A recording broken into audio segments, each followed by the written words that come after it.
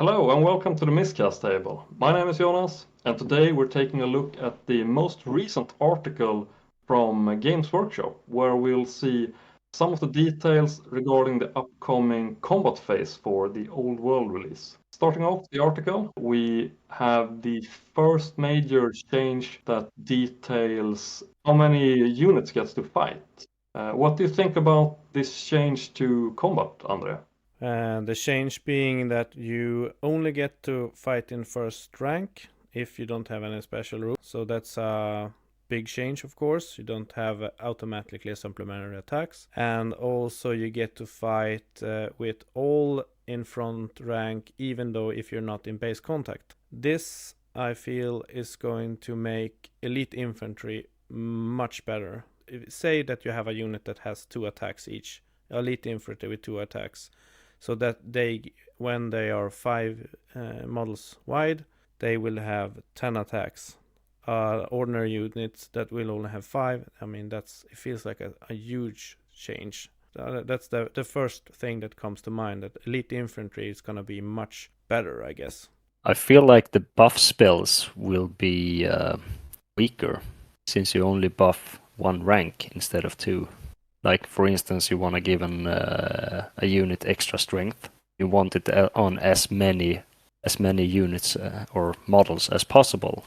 If you only fight in the normal setup, you're 5 or 7 wide at most. But that's what I read into it. It's just it somewhat feels like you are going to have less casualties in each combat. Like there are fewer ranks fighting, fewer attacks being made. Which should mean quicker combats. The tough part, we don't quite know how many models we expect to have in a unit. So if a model costs twice as much, or I mean, if a game is set around having 60 models on the table instead of 200, then 5 attacks still can be half of the unit. We are not quite sure how big units are in this game. I still feel like fighting in the first rank, it's gonna make elite infantry better. I thought that the whole point of making every model sit on a 25 mil base was to eliminate the counting and the measure, like recount how many models are in combat. But now they've changed the base size and put down a cap. It's just the front row that fights. It will be easier to count, of course, but I don't see why you had to do both. Some of the old one is harder to rank, and they have stated that is the reason. But as far as I've seen, the new models they create is larger. So most likely. If I look at my models, my Bretonnia army, I don't feel like I can buy new Bretonnia models and use my old army together. I think I would have to buy a new Bretonnia army to have the aesthetic so they look at the same size. But it was still somewhat motivated, I would say, to have everything is on 25. Yeah. It's so much easier. If I face off with a unit of Skaven monks against the Bestigors, that I am on 20, then I have to calculate and look count, and now you just know. Do we know that everything is on 25? We don't know that everything is on 25, but everything on 20 is upshifted to 25. Yeah, and we could assume that everything that was on a 25 mil now has a larger base. I don't think that we can go that step. I don't think just yet. I think we need further information. And either way, it doesn't matter the way these rules works. That doesn't matter. Because in this situation where you have that each model in the front rank gets to fight, it doesn't really matter how you get into combat anymore. Yep. If you're like only in base-to-base contact with 2 models out of a rank of 5, then anyway they are each gonna be able to fight. Everything can be on the same base size and it wouldn't matter. Yeah, exactly, because every model in the front rank gets to fight anyways. It would, however, make it so that a unit that has a lesser size footprint has an advantage because you can fit more models in the front row and still navigate on the table. Yeah. But so it might be a balanced issue that they wanted to move up 25 so that you don't stick too many models in the front rank. so that there's that's like gonna be limitations. my play. I'm gonna have one rank, and it's gonna be 100 Yeah. models wide.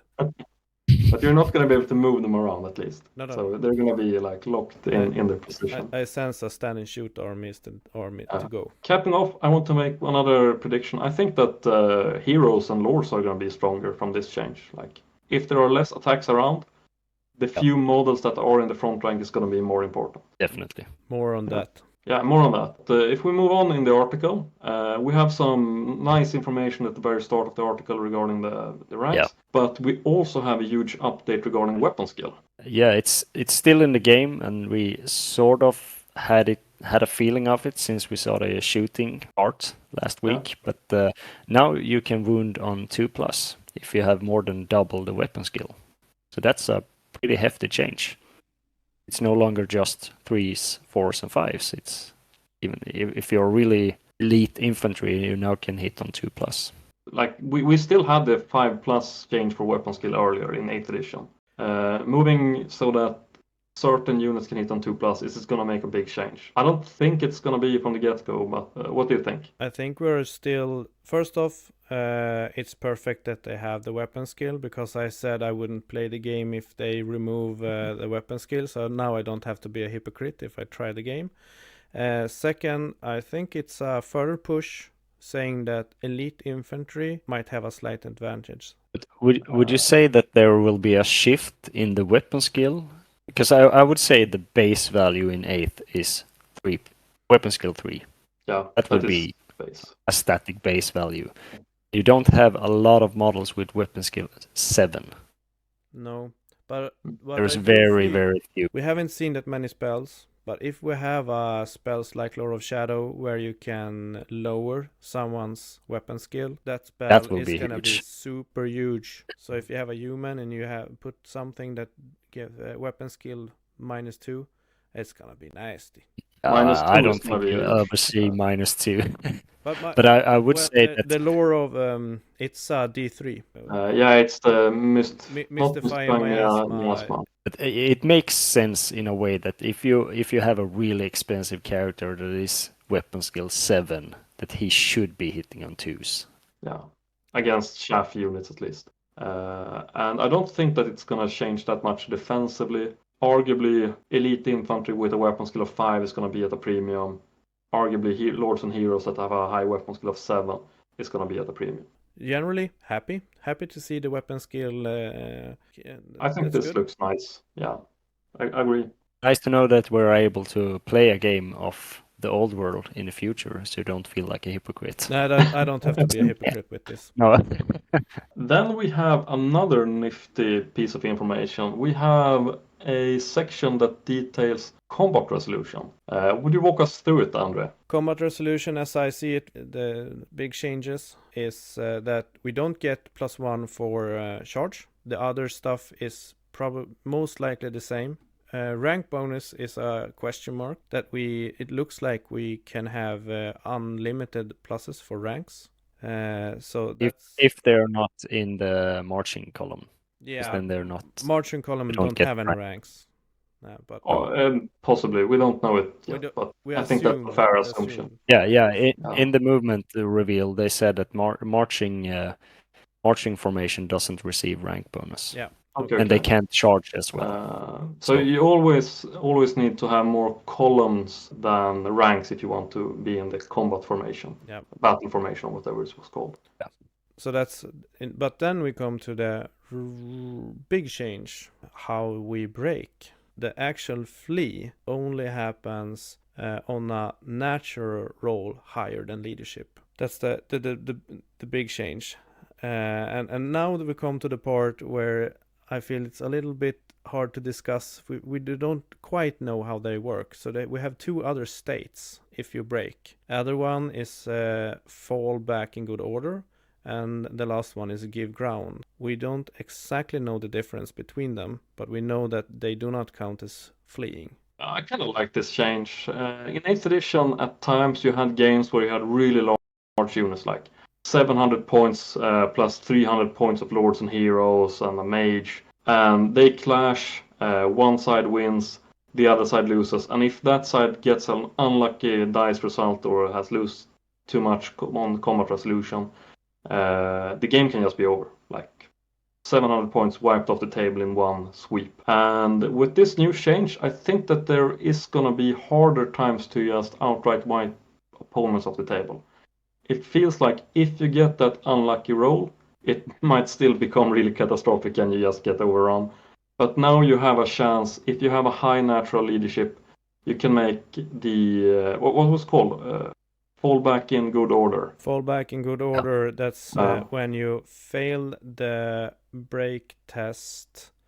Modified break test, but you're still within your natural leadership. So it might be that if the opponent pursues you, you are still in a bad fight. Like you are in a losing fight, and now they also get you in the rear, adding additional benefits for them in the next combat.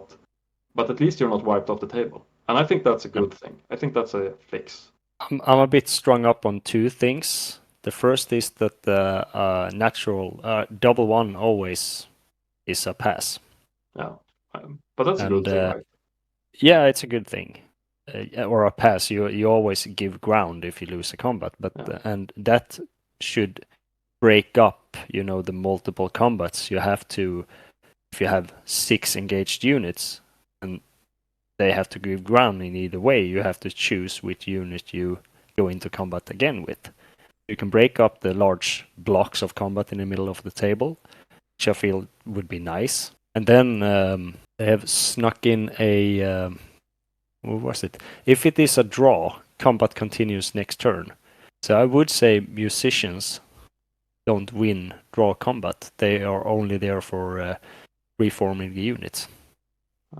I don't know about that's that not one. I'm not sure. I haven't read anything. Yeah, but it says clearly here that if it is a draw, combat continues next turn. And on all the pictures, there is musicians, so they seem to be important to the game. But possibly not in the same way anymore. No, I would say they're there for the reforming of the unit, since it's a larger part of the game. You can reform into a march column or a combat formation or something. So I would say it's their purpose. The thing I think is more interesting with this solution is that we have lots of states where you move a unit. So even if a unit is big and hard to kill, you can move it. So if you have an objective to hold a specific position, you can play with that unit and move it around. That's what I found is this going to be interesting to see if you have objectives in the game and you play with these rules. You can just park 100 zombies over an objective and always claim it. But it's fun to park 100 zombies on an objective. Yeah, but in this scenario, the other side has the strategical, they can go into multiple rounds of combat and just push them back, reclaiming the territory. I have some griefs. It's like some positive, some negative, but the thing that you can move a unit with this combat, I think that's going to be interesting. So overall, I'm more happy than sad of the combat result. Yeah, and the thing with that you get extra initiative. Yeah. If you have a rear charge, I mean, if the case is that, fall back in good order. If they turn around, if I have a unit that can take a beating, and I have a elite unit coming into me and doesn't do so many wounds, and I luckily do 2 wounds, and they have to turn around and move forward, and I get the rear charge, and I suddenly have higher initiative. That would pivot the game. I think it would make for some interesting choices in building your army, a bit more defined units. This is the hammer, this is the anvil. They are good at this. It would make for some interesting strategic choices. Yeah, and with the previous change to armor penetration, I think that there is a case to be made that it is much more likely that you can have units that are equipped with heavy armor that only get their 5+ armor save, but that they still can stand on the table. Because in previous editions, if you were hit by a strength 4 or strength 5 attack, armor seldom came into play. You just lost the models, and the only way to have an anvil was to have multiple wounds in the model, like large blocks of tough models. I think that there is going to be some tactical leeway for units that just have good defenses, like high toughness, high armor. You can stay on the table, take a beating, and then, as you said, Martin, possibly get the upper hand in an upcoming counter charge. I think it will be, I wouldn't say totally different, but a new way to think in building armies. And let's be honest, that's a pretty hefty part of playing an army, is sitting and building and thinking about who is going to do what and what are they going to do in what order. So it's a new perspective to weigh into the also goes into choices. making giving the army a bit of longevity. Okay, now I have my army. Which unit I'm gonna buy next? Which unit I'm gonna try to test out? What do you think if there's a special rule in this game that is called or that is somewhat like steadfast, that makes you that you don't have to do break tests? If that's then that would be bad, right? I think it would be interesting to have it restricted and at a premium. Like certain lords might have it, certain insane units like the Empire Vigilance. They who had Unbreakable might still have Unbreakable, but they don't have Steadfast. Possibly Steadfast as well, like some brave lord, but at a premium, like really highly costed. But because what Steadfast did is kind of half baked in this version, where you don't have a penalty for break and flee. You still have a penalty. You yield ground and you might take a rear charge. Yes, but and if you're caught, you are destroyed. No, that's only if you fail the leadership test. We think about like the fallback in good order. Yeah, you have. Only have like steadfast in this case would be that you get to roll the test without the negative modifiers, but you're still either falling back in good order or that you are. I don't think that we will see any. I don't think that we will see the stubborn rule, or I don't think we will see a steadfast rule, but it might be an unbreakable rule left. I don't know. I think stubborn is a nice rule, but too many units had it for free from the just being more numerous than the opponent. I think that was the mistake previously. I think that Steadfast was way more powerful than the Horde. A lot of people I think so as well. Definitely. I still think it's a good rule. I just think that they need to be cautious about giving it to too many units. Rounding up combat resolution. Steadfast, possibly in, possibly out. I hope it's out. We don't know. I hope it's out and we have more more options to move around the units when we fight them. So that's the big thing, and I think it's gonna be interesting. Overall, Martin and Andrea, are you positive about the changes we've seen in this article at least? Do we have more? We have the but like movement. We have one final tidbit, and then we have something special for the viewers out. Overall, I think I'm happy about it. Cautiously optimistic. Yeah, cautiously optimistic. Yeah. I like the weapon skill, of course. It's too early to tell if how break tests work is better or worse. I need to play with it a couple of games to say if I prefer either way. Yeah, to get a proper feel for it. Yeah, I think we have to play and test. But it's not like anything is a deal breaker and say, and this is unplayable. Maybe the thing that you can fight with everyone in the first rank, see how long they keep that. Yeah, it might be some rooms for exploitations. But I'm like thinking like this. We found like the exploit where you just stack 25 sword masters in 2 rows and get 100 attacks super easily. They have been developing this game for 2 years plus. They do know about this thing, and they should have a good fix for it. That specific unit, we're not sure, but just having very long, very wide units is a valuable option. I don't see how it couldn't be. Having 10 or 25 wide unit, even if it doesn't have a rank, somewhere it's going to be viable when you have so many attacks against another unit. Yeah, I think like this specific rule where you get to fight with each model in the front row opens up to some kind of exploitations. Yep. But at the same time, I think that they have already seen this and that they have a fix for it in the rules. Maybe that the models are so expensive, so it's not worth it. But overall, I feel like that's the thing that's a little bit iffy. The other thing is more interesting, and we just have to see, I guess. Ideally, we get to see in the upcoming versions how they handle it. They have an asterisk referred to as fighting rank. Yeah. Certain units have the ability to fight in deeper ranks or offer supplementary attacks. So what do we know? Maybe 85% of all the units can somehow fight from 2 or 3 ranks, just with they have a different rule. We don't know. Yeah, we have to wait and see. Martin, how do you think about, like, so far in this article, are you optimistic or are you, like, on the negative side? I am optimistic overall. It's not a drastic change. Like the largest changes so far really would be into magic phase. I would say, like, that it's first of all spread out, and looking at the spells, I would say that I can't see how they fit wizard level into this game. I think wizard level is out, since the casting value is probably based on you throw 2d6 and the opponent tries to dispel. Because you have it spread out. Yeah, I don't think you have a dice pool, and I think that you don't add anything for the wizard, not that I can see. Because casting value of 7, that's the average of 2 dice. Speaking of the magic, we have, for the last bit of this article, 2 magic previews.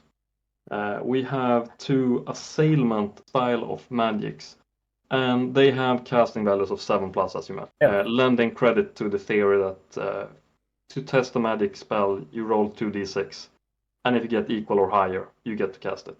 We can discuss the aspects of that being the case when we have more details, I think.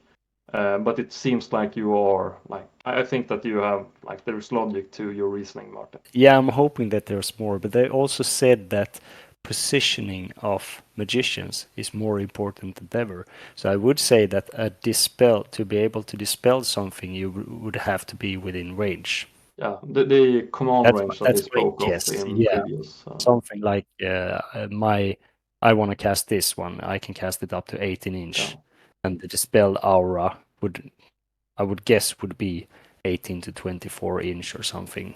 Do you want to mention anything regarding the 2 spells? We have Hammer Hand, which is a single unit that the caster is engaged with in combat with, and the target is suffering 2d3 strength 4 hits with an armor piercing value of -2. Is that something that we are interested in, Andrea or Martin? It's just I think they just show us this is how magic spells are, the magic spells type are called, that you can use in the combat phase, and then that they will have spells that you can use in combat phase, and this is some of them. I think there will be many. I think that Soul Eater is arguably strong. Like, possibly you want to kill the wizard before they get this one, because multiple wounds 3 is kind of large.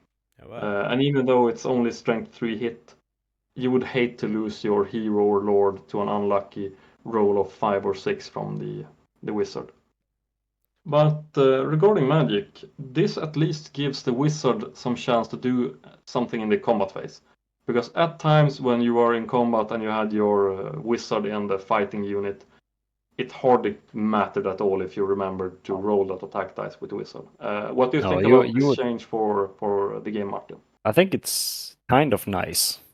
It makes for a more narrative sort of game where the magician can actually do something in combat. You want to have him in the front rank and deal some damage. Because, I mean, 2d3 strength 4 hits, that's on par with a really good sword.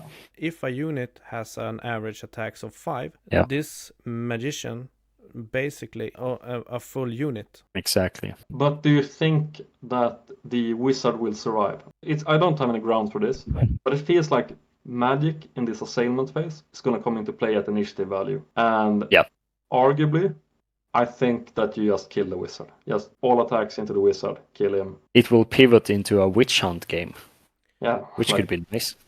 Yeah, it could be interesting, like, kill the wizard if you have high initiative. But then again, like, if there is a high elf wizard with high initiative, it might be that you want wizards with high initiative, because then they can unleash that terrible battle magic, stack up combat resolution, and even if they are killed in a retaliatory strike, they still have added to the combat. But as said, it will be great fun to try building lists around the new way of thinking, because there are some big changes still in combat, breaking up the smaller combats, and in Magic overall. I wouldn't say I'm a fan of the losing the complexity of breaking up the Magic phase. I'm sort of a fan, but I would like to see a dice pool. As André said, it's more of a rolling contest than a psychology game. Oh, I have 7 dice. I want to throw 4 at this. Do you want to dispel it, or do you want to know what I'm doing with the 3? Yeah, you lose out on the mind games, and from now you don't have any like tactical choices to make. If you have a wizard, you're gonna try to cast a spell. I don't see any reason to why you would hold off from one spell in favor of another. You're just gonna go from every spell you can cast, you want to cast. Absolutely. I think there's gonna be a way that you say that a wizard can cast 1 spell or 2 spells. It's gonna be like a cap how many spells a magician can cast. And I also think that these spells kind of hint at that you have 2 spells that are very similar, but one is for one target and one is for when you target a unit. So this is it feels like these spells you have a wizard that has both of these spells and he can choose one of them, but that's just I guess so wizards are more like toolboxes now. Like you have different tools for different situations, and the wizards are there to like get you out of a tricky situation. I have my hot take is that characters and wizards is not gonna stand in a unit. They're gonna be their own unit. So spicy take incoming at the very end of the article. That's my spicy take. That you will not see a wizard in a unit. They will be separate, and also a lord or a hero or whatever. They will be one unit, and they will not stand in another unit like they have done. I need a minute to think about that, because then you don't have any health batteries anymore. Like wizards on their own. Wizards gonna be on their own. Okay. My guess. If you have this hammerhead spell and you have this wizard in a unit, I mean, is it logical that the wizard is gonna do more damage than the entire unit?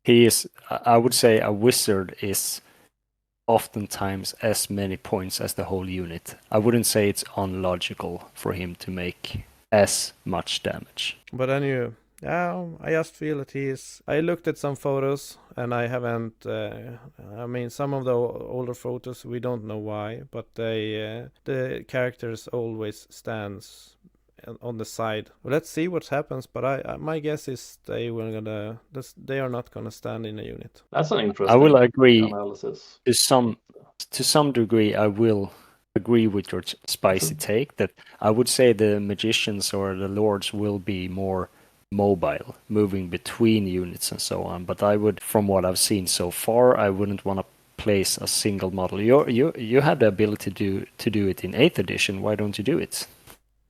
Health battery. You never put a mage outside a unit, because then they die. Yeah. So why would you do it in the old world? Because you're forced to by the rules, perhaps. If the rules states you are not allowed to put it in a unit. But then you need to be really cautious, because I think that the shooting has gotten like upgraded in old world. I don't know about that, but it's gonna be interesting. Like I'm open to like new ideas and hot takes. We are in it for the hype, and we want to like get to the final rules. But until we have them, it's kind of fun to speculate. I don't want to be right in my hot take. It's that I fear it's the way. I don't want it like that. I want to have I think I want that. I think I want to have characters in a unit, but I don't know. I haven't. I absolutely believe that there will be a cap on what units they can join, but it's such a far reach that it wouldn't be allowed to be in a unit. The only credence I can give to it right now is that I think that the new wizard for Betonia might be on a 40mm base, which doesn't really rank up well with the 25mm bases. we have some. The Bretonia had some weird bases on one of the. Yeah, Wizards the in Oldman too.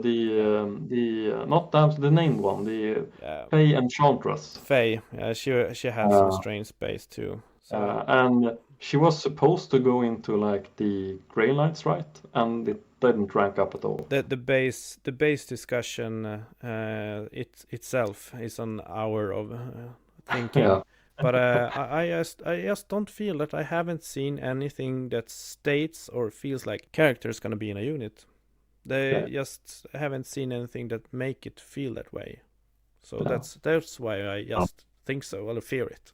Fear it is the right word. But speaking of things to talk about, it looks like we have gotten to the end of the article, and we are probably ranting a bit, wouldn't you say?